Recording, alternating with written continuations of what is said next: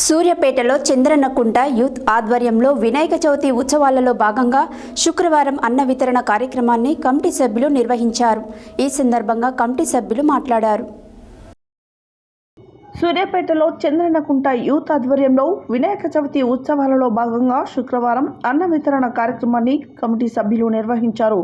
ఈ సందర్భంగా కమిటీ సభ్యులు మాట్లాడుతూ, విఘ్నాలు తొలగించే విఘ్నేశ్వరుడు ప్రజలందరికీ సుఖశాంతులు కలిగించాలని అన్నారు. గత 9 సంవత్సరాలుగా గణేష్ ఉత్సవ కార్యక్రమాలు నిర్వహిస్తున్నామని, అందులో భాగంగా అన్న వితరణ కార్యక్రమం కూడా నిర్వహిస్తున్నామని అన్నారు. అన్న వితరణ కార్యక్రమానికి 600 మందికి పైగా వచ్చారన్నారు. గణపతి హోమం, కుంకుమ పూజలు నిర్వహిస్తున్నామని చెప్పారు. ఈ సందర్భంగా వారు దాతలకు, వార్డు ప్రజలకు కృతజ్ఞతలు తెలిపారు.